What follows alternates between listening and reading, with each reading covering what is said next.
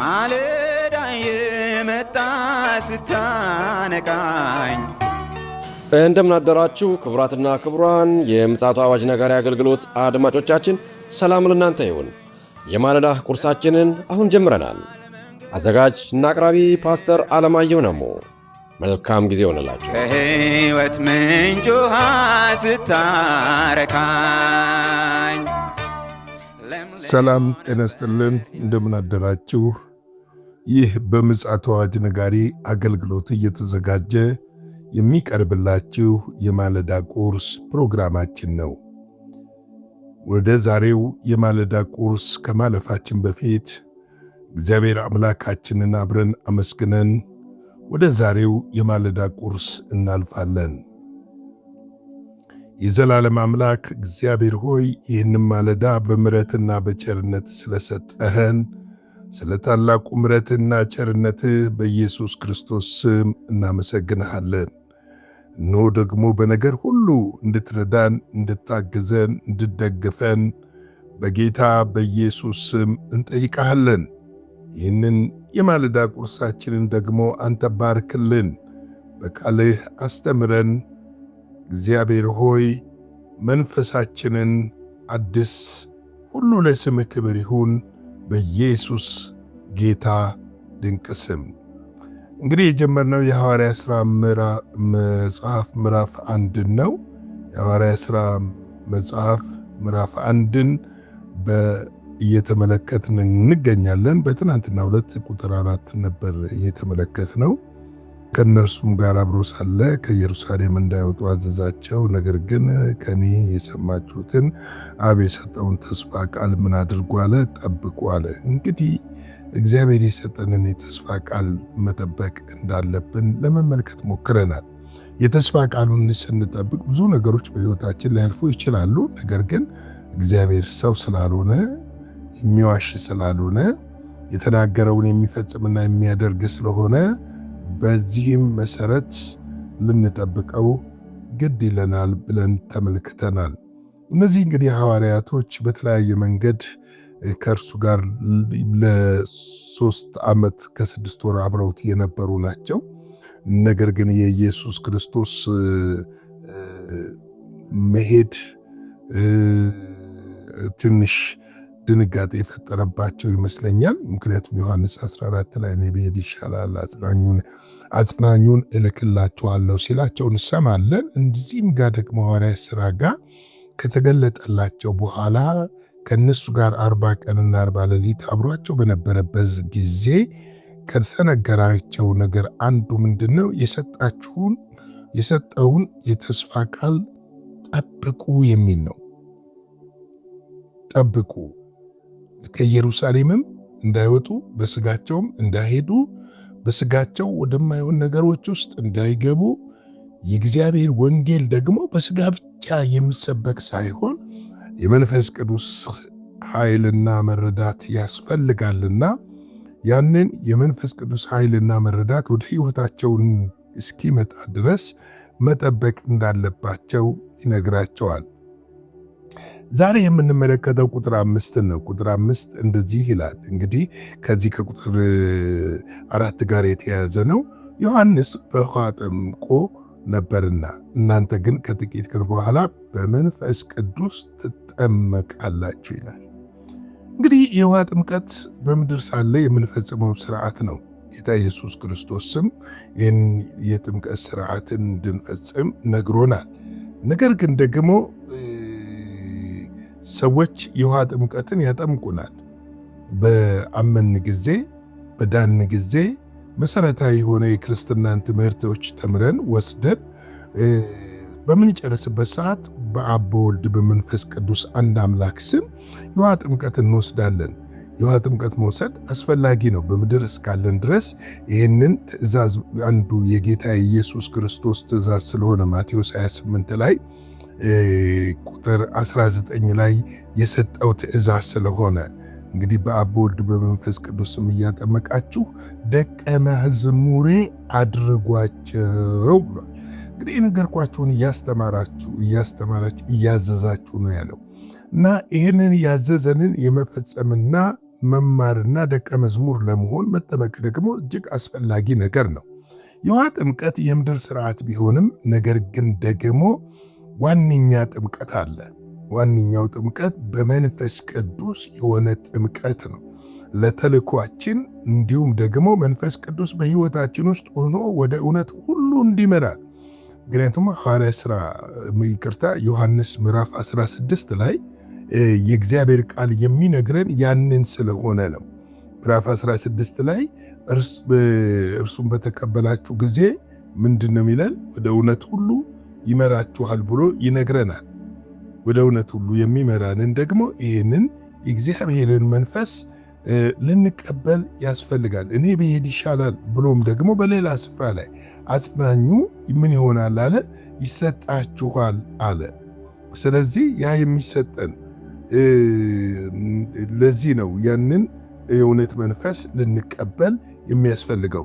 እስቲ ምዕራፍ 16 ቁጥር 12 እና 13 እንመልከተው። የምነግራችሁ ገና ብዙ አለኝ፣ ነገር ግን አሁን ልትሸከሙት አትችሉም። ግን እና እርሱ የእውነት መንፈስ በመጣ ጊዜ ወደ እውነት ሁሉ ይመራችኋል። የሚሰማውን ሁሉ ይናገራል እንጂ ከራሱ አይናገርም፣ የሚመጣውንም ይነግራችኋል ይላል። እንግዲህ ይሄ የእውነት መንፈስ ይህንን መንፈስ ነው ሐዋርያት እንዲቀበሉ ጌታ ኢየሱስ ክርስቶስ የፈለገው።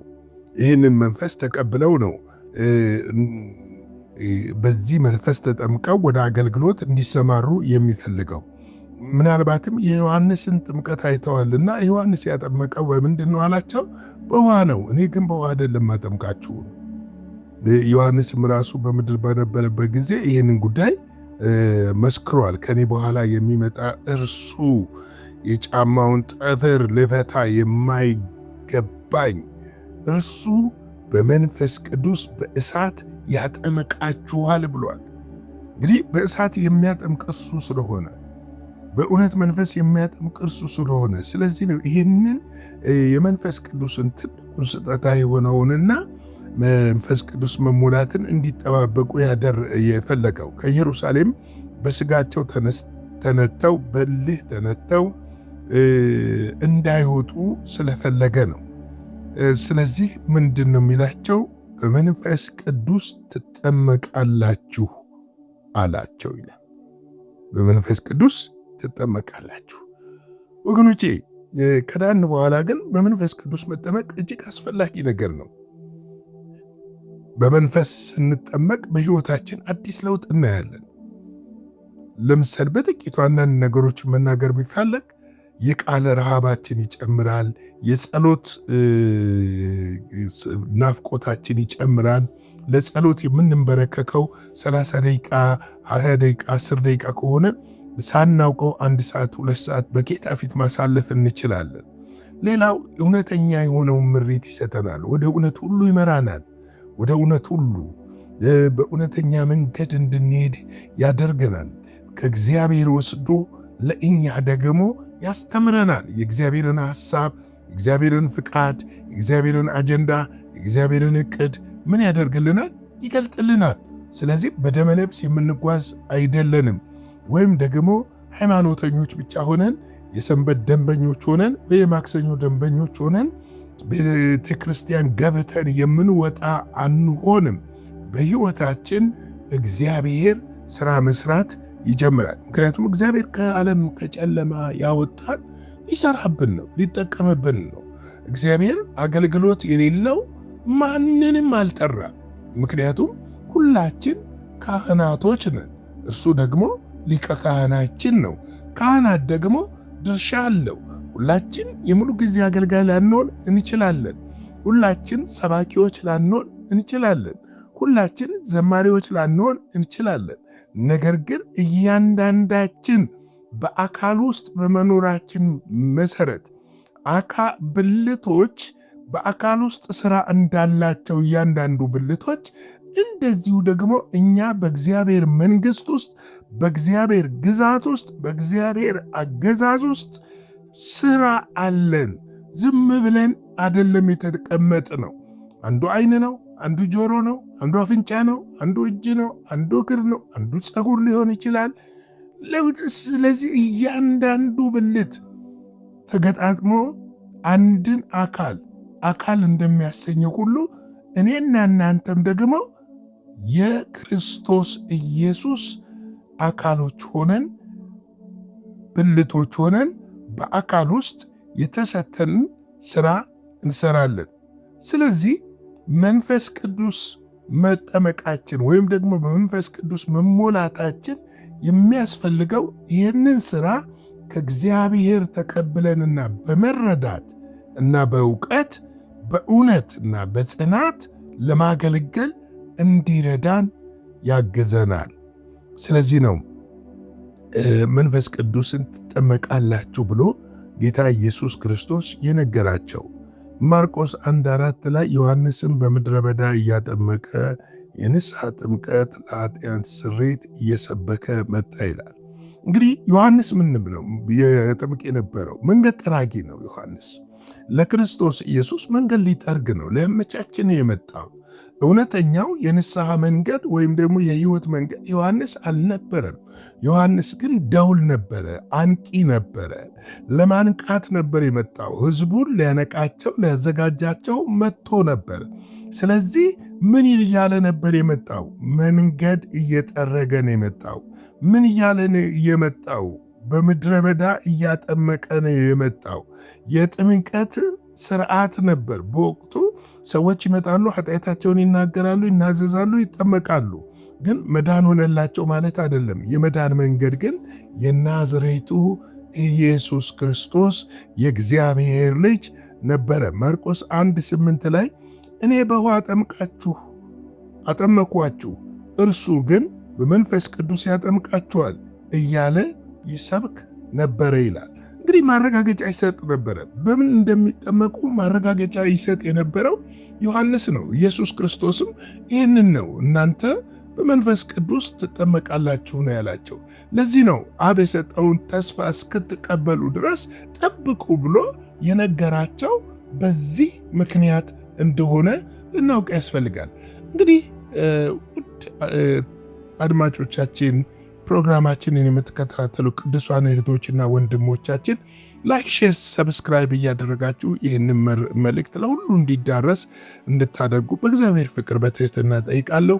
የዛሬው የማለዳ ቁርሴን እዚህ ላይ ከመግታቴ በፊት አጭር ጸሎትን ጸልይና እንጨርሳለን። የዘላለም አምላክ እግዚአብሔር ሆይ ስለዚህ ማለዳ ስለ ምሕረትህ፣ ስለ ቸርነትና ስለ በጎነት ሁሉ እናመሰግንሃለን። ክብር ምስጋና ከዘላለም እስከ ዘላለም ለታላቁ ስም ይሁን። ኖ ቃልህን ደግሞ በሕይወታችን እንዲሠራ በመንፈስ ቅዱስ ምሪት እግዚአብሔር ሆይ በሰጠህን መክሊትና ጸጋ በዘመናችን በዚህ የመጨረሻ ጊዜ አንተም ማገልገል እንድንችል ጸጋ፣ አቅም፣ ጉልበት እንድትሰጠን እንጠይቃለን። እግዚአብሔር ሆይ የታመሙ ይፈወሱ፣ ያዘኑ ደግሞ ይጽናኑ። እግዚአብሔር በችግር ውስጥ ያሉ ችግራቸው ሰንሰለት ይፈታ። በጨለማ ያሉት በኢየሱስ ክርስቶስ ስም ወደ ብርሃን ይምጡ። ያንተ ክብር፣ ያንተ ታላቅነት፣ ያንተ ልዕልና በምድሪቱ ትገለጥ። ሁሉ ለስም ክብር ይሁን። ይህንን ቀን ባርክልን። በጌታ በኢየሱስ ክርስቶስ ስም አሜን። በነበረን የመልእክት ክፍለ ጊዜ እንደተባረካችሁ ተስፋ እናደርጋለን። በነገው ማለዳ በሌላ ዝግጅት እንገናኛለን። መልካም ቀን።